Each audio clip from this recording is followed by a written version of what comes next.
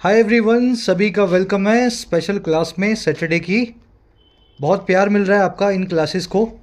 इन classes में आपको सिखा रहे हैं कि द हिंदू या कोई भी न्यूज़पेपर या आरसी का पैसेज, बहुत बड़े बड़े सेंटेंसेस को आप कैसे हैंडल करेंगे, कैसे तोड़ तोड़ के पढ़ेंगे। बिल्कुल प्रैक्टिकल और एक्शनेबल इन्फॉर्मेशन है। हो सके तो इस क्लास को पूरा देखना है एक सीटिंग में। अगर अभी टाइम नहीं है तो इसको बंद कर दो, बाद में देख लेना। शुरू करें आज की क्लास को। चलो, इसके दो पार्ट्स ऑलरेडी आ चुके हैं, आप देख भी चुके होंगे। जिन बच्चों ने नहीं देखे हैं, सर्च करना यूट्यूब पे why can't you read English your English tutor, ठीक है।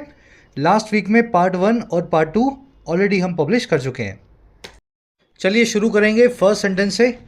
अपना प्यार और लाइक्स वैसे ही बनाए रखना इस सीरीज़ के ऊपर, ताकि इसको रेगुलरली मैं ला सकूं हर week. What is more worrisome is the wave of speculation and communal frenzy। बड़े ही अजीब तरह के सेंटेंस होते हैं वट से शुरू होने वाले। इस स्ट्रक्चर को आज समझेंगे।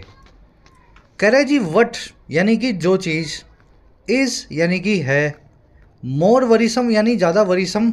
वरीसम का मतलब होता है वरी करने वाली, परेशान करने वाली। कह रहे जो चीज़ ज़्यादा परेशान करने वाली है वो क्या है, वो इज़ लगा के बता रहा है। वो है ये वेव या ये लहर। वेव का मतलब है लहर, जो है स्पेकुलेशन की, कयासबाजी की, अटकलों की और कम्युनल फ्रेंजी की, सांप्रदायिक वायलेंस की। फ्रेंजी क्या होती है? बस मर दूंगा, मार दूंगा, है ना, ऐसी बातें करना, जोश में आ जाना। तो सांप्रदायिक जो हिंसा की फ्रेंजी है और जो अटकलेंबाजी हैं जो व्हाट्सएप पे होती हैं, इनकी लहर जो है वो ज़्यादा वरीसम है, ज़्यादा परेशान करने वाली है।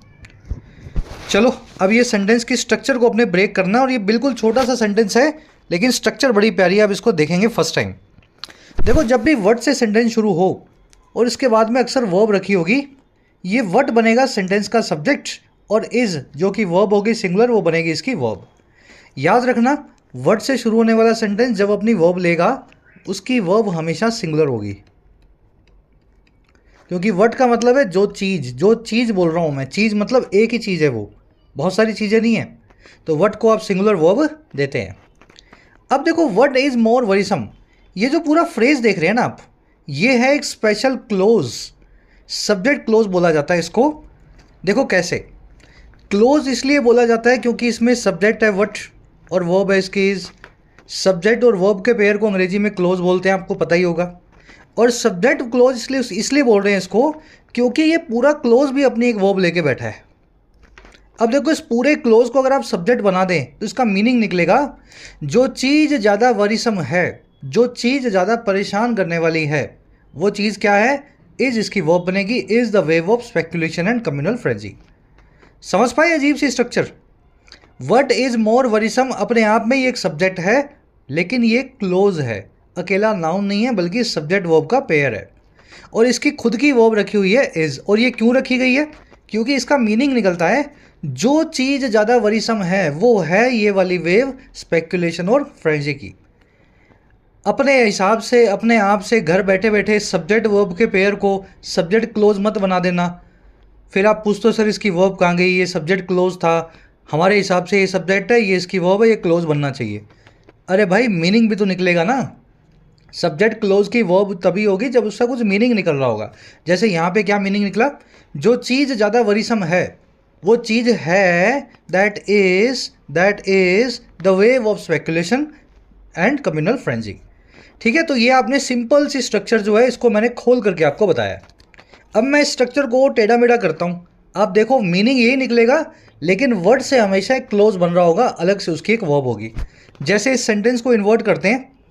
देखो, हाँ, एक चीज़ और, कुछ बच्चों के दिमाग में ये सवाल आएगा, सर आपने बोला कि वर्ड सब्जेक्ट है और इज इसकी वर्ब है, और वर्ड से पूरा सब्जेक्ट क्लोज बना, उसकी भी एक वर्ब है, तो सब्जेक्ट तो दो आ रहे हैं ना। दो सब्जेक्ट बिना कंजंक्शन के कैसे आए? कंजंक्शन तो कहीं दिख नहीं रही। तो वो मैं आपको एग्जांपल दे देता हूँ, उसका एक्सप्लेनेशन दे देता हूँ टेक्निकली। ये जो वर्ड आप देख रहे हैं ना, जब वो ऐसे काम कर रहा होता है टेढ़े मेढ़े, इसको अंग्रेजी में बोलते हैं रिलेटिव प्रोनाउन। और रिलेटिव वर्ड अंग्रेजी में बताता है कंजंक्शन को। रिलेटिव प्रोनाउन मतलब pronoun plus conjunction. Relative adverb मतलब एडवर्ब प्लस कंजंक्शन। समझ पा रहे हैं? तो ये कंजंक्शन का काम खुद ही करता है वर्ड, टेक्निकली इसको दूसरे कंजंक्शन की ज़रूरत नहीं होती है। चलो अब इसी सेंटेंस को मैंने टेढ़ा किया है। The wave of speculation and communal frenzy is what is more worrisome. जो वेव है, जो लहर है स्पेक्यूलेशन की, अटकलों की और कम्युनल फ्रेंजी की, सांप्रदायिक जोश की या हिंसा की, वो वही चीज़ है जो ज़्यादा वरीसम है। ये वेव वो चीज़ है जिसकी हमें ज़्यादा फिक्र है। Is what is more worrisome. Wave आपका सब्जेक्ट बनेगा of course. Of speculation and communal frenzy ये पूरा प्रेपोजिशनल फ्रेज है। वेव के बारे में एडिशनल इंफॉर्मेशन दे रहा है। कौन सी वेव है भाई? Of speculation and communal frenzy. Is जो है इस वेव की वर्ब है। अब देखो वेव क्या है? वेव है जो है ज़्यादा इंपॉर्टेंट। तो ये व्हाट इज मोर इंपॉर्टेंट, ये एक पूरा क्लोज का काम कर रहा है जिसमें है सब्जेक्ट व्हाट और इज है इसकी वर्ब। अगर मैं इसको एक वन वर्ड से रिप्लेस करना चाहूँ तो अभी कर सकता हूँ। वर्ड इज मोर वरीसम को मैं लिख सकता हूँ रिस्की। इसको मैं लिख सकता हूँ डेंजरस। आ रही बात समझ में?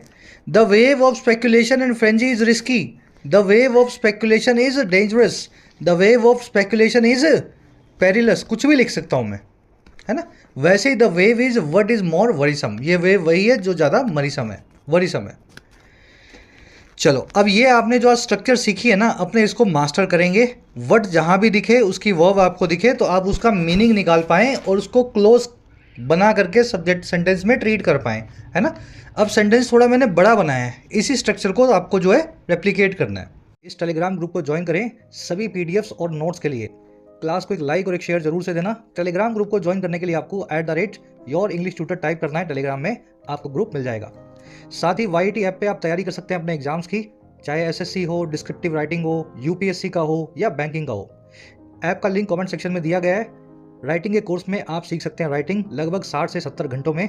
फ़ायदा आप ले सकते हैं इस कोर्स का। UPSC के कोर्स में आप अपना मीडियम चेंज कर सकते हैं, किसी और लैंग्वेज से इंग्लिश में माइग्रेट कर सकते हैं।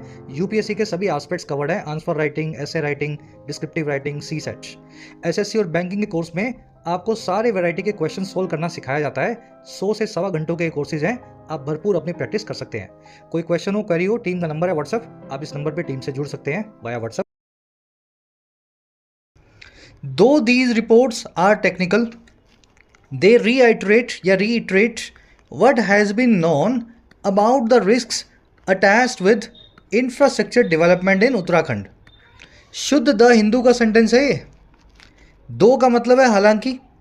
हालांकि ये रिपोर्ट्स टेक्निकल हैं, बहुत ज़्यादा तकनीकी हैं, आम आदमी की समझ में आने वाली नहीं है, फिर भी वो रीइटरेट करती हैं, वो दोहराती हैं, बार बार इस बात को रिपीट करती हैं। रीइटरेट करना, दोहराना। इसको डिक्शनरी में चेक करें इस वर्ड को।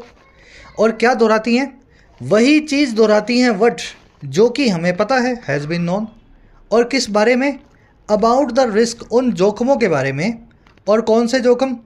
जो कि अटैच्ड विद हैं, जो कि जुड़े हुए हैं। अब ये जोखमों के लिए वर्ब की थर्ड फॉर्म पास्ट पार्टिसिपल हमने लगाया है।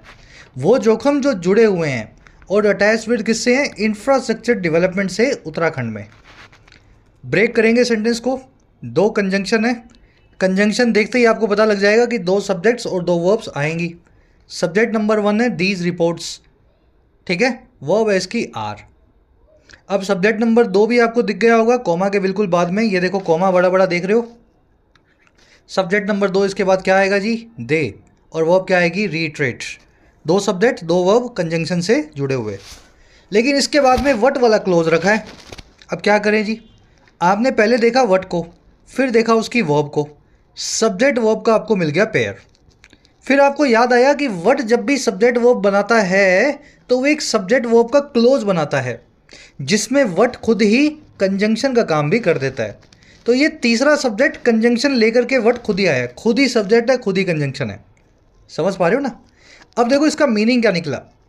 ये सारी रिपोर्ट्स वही चीज़ रीट्रेट करती हैं जो हमें पता है। They retreat what has been known. समझ पाए? ऐसे इसका मीनिंग निकलता है। व्हाट का मीनिंग इस केस में निकलेगा वही चीज़ दैट हैज़ बीन नोन। यहाँ दैट लगा हुआ है बीच में, ऐसा समझ लो। व्हाट हैज़ बीन नोन, आप ऐसा इसको सेंटेंस की स्ट्रक्चर समझ सकते हैं। अच्छा, known about the risk. Risk मतलब जोखम। रिस्क कौन से हैं? रिस्क वो हैं जो अटैच्ड विद हैं, जुड़े हुए हैं। ये है पास्ट पार्टिसिपल वर्ब की थर्ड फॉर्म। कौन से रिस्क? जो कि अटैच्ड विद है। नाउन के लिए एडजेक्टिव लगाया है आपने पास्ट पार्टिसिपल। पिछली क्लास में प्रेजेंट पढ़ाया था, आज थोड़ा सा पास्ट के बारे में बता रहा हूँ। तो अटैच्ड विद है इंफ्रास्ट्रक्चर डेवलपमेंट इन उत्तराखंड के साथ। मेरे ख्याल से स्ट्रक्चर आपने मास्टर कर ली होगी। अब एक सेंटेंस आपको देता हूँ मैं इसी स्ट्रक्चर के ऊपर बेस्ड। व्हाट लगा हुआ है, सब्जेक्ट वर्ब भी मिला हुआ है, और जो मैंने आपको बताया है वो सिंगुलर वर्ब वाला फॉर्मूला, वो उसको फॉलो करना है आपको। व्हाट हमेशा अपनी वर्ब को सिंगुलर रखेगा, पूरे क्लोज में भी और क्लोज के बाहर भी। सेंटेंस आपके सामने है, यही सेंटेंस उल्टा करके सर ऊपर पाँव नीचे करके मैंने आपको दिया है। What has been known about the risks attach with infrastructure development in Uttarakhand have been reiterated through these technical reports. 3 errors हैं इस सेंटेंस में, क्या ढूंढ के बता सकते हो? चलो क्लास को रैपअप करेंगे, एरर्स को कमेंट्स में डालना। मैं अब यही करूँगा, हर वीकेंड पे या वीक में 2 बार, सैटरडे संडे में एक स्ट्रक्चर पकड़ूंगा और उसको ब्रेक करवा के आपको मास्टर करवाऊंगा। ऐसी 10-12 स्ट्रक्चर्स हमारे पास हैं ऑलरेडी। अब 3 क्लासेस में 5-6 स्ट्रक्चर्स कर चुके हैं, है ना। एक एक करके अपने सारी स्ट्रक्चर्स को एक एक वीडियो में पकड़ेंगे। क्लास कैसी लगी ज़रूर से बताना। और हाँ, पिछली क्लास में जो मैंने आपसे क्वेश्चन पूछा था उसको भी मैं सॉल्व यहीं पे करवा देता हूँ। देखो क्वेश्चन ये था कि सेंटेंस था with the US back it's military operations. America के बैक यानी सपोर्ट करने के साथ ही इसके मिलिट्री ऑपरेशंस को, किसके? इजराइल के। इजराइल ने कैरी आउट कर दिया है, अंजाम दे दिया है टारगेटेड स्ट्राइक्स को लेबनान और सीरिया में। और ये काम इजराइल ने कैसे किया है? कोमा लगा के प्रेजेंट पार्टिसिपल यूज़ किया गया। Being killed Hezbollah, Hamas and Iranian commanders, मारते हुए, किल करते हुए इन तीनों के कमांडर्स को। देखो गलती कहाँ थी इसमें, अगर आपने स्ट्रक्चर ठीक से पकड़ी है तो। स्ट्रक्चर कहती है कि विद के साथ में एक नाउन होगा और एक वर्ब रखी होगी जो होगी आईएनजी फॉर्म में, और स्ट्रक्चर का मीनिंग निकलेगा इसके इस काम को करने के साथ ही। With US backing, with India telling, with Pakistan fighting, with China opposing, with my coming, with your going. ठीक है, माई योर में आप जो है पॉजेसिव केस यूज़ करते हैं प्रोनाउन के केस में। अगर प्रोनाउन लिखा हुआ है माई, आई, तो उसको आप माई बना देंगे। वी लिखा हुआ है तो आवर बना देंगे। नाउन्स को आप चेंज जो है इस स्ट्रक्चर में चेंज नहीं करते हैं, पॉजेसिव नहीं बनाते। तो विद यूएस बैकिंग होना चाहिए ना। स्ट्रक्चर तो आप सीख चुके हो पिछली क्लास में, अमेरिका के बैक करने के साथ ही। तो पहली एरर थी यहाँ पे आपको आईएनजी फॉर्म का इस्तेमाल करना था। दूसरी एरर क्या थी जी? इजराइल ने कैरी आउट किया है स्ट्राइक्स को, टारगेटेड स्ट्राइक्स को लेबनान और सीरिया में, मारते हुए हिजबुल्लाह, हमास और ईरानियन को।